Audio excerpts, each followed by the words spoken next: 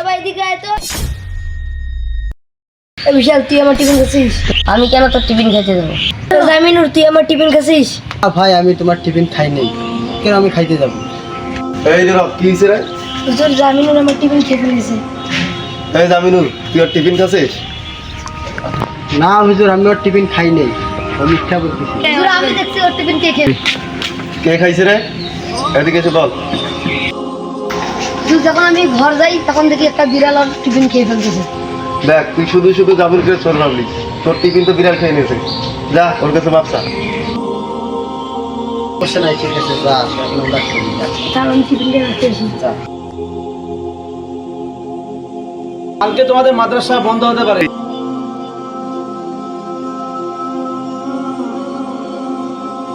আসসালামু আলাইকুম। কালকে তো মাদ্রাসা বন্ধ দিতে লাগবে, অন্যান্য মাদ্রাসা তো বন্ধ হয়ে গেছে। জি, আমি অবশ্যই বললাম ছাত্রদেরকে যে আগামীকাল মাসা বন্ধ হবে। কয়দিন বন্ধ যাবে মাসা? আমার মনে হয় যে 10 দিন বন্ধ দিলে ভালো। আসলে ঠিক, কারণ যেহেতু কোরবানি একটু অনেকে ব্যস্ত থাকছে, ঠিক আছে 10 দিন বন্ধ হবে। ছাত্রদেরকে ডাক দিয়ে বলবো। আচ্ছা, তোমরা শোনো, কালকে তোমাদের মাদ্রাসা বন্ধ হবে। তোমার মাদ্রাসার কাজকর্মগুলো কর, আর কাজকর্ম করে তোরা ব্যাগটা গুছিয়ে রাখ, কালকে সময় থাকবে না। ঠিক আছে, তোরা কাজ কর।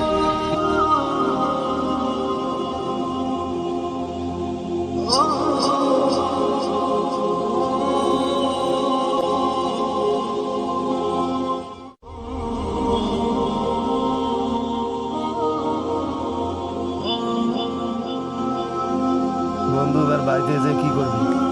আমাদের ওইদিকে গ্রামে একটা বড় গরু জবাই হবে, ওখানে আমার আম্মুকে বলবো গরুর গোশত রান্না করতে, আমি খাবো। বন্ধু তুই কি করবি? আমাদের গ্রামও গরু জবাই করবে, আমি ওরা ওইখান থেকে গোস্ত নিয়ে রান্না করে খাবো। আচ্ছা ঠিক আছে, আমাদের বাড়িতে তো দাওয়াত রইল।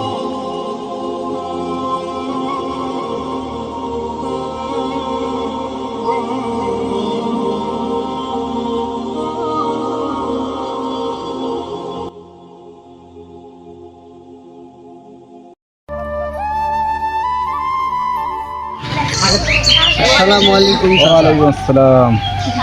আচ্ছা, আমাদের মাদ্রাসা ছুটি দিছে, আপনি আমার বাড়ি ছিলেন? না বাবা, আমি চিনি না।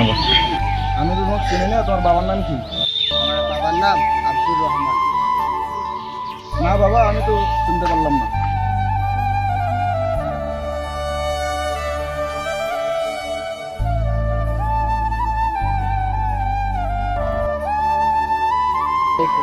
ওয়ালাইকুম সালাম। কি জামিনুর, মাদ্রাসা তো 10 দিন বন্ধ দিছি, তুমি বাসায় যাও নাই?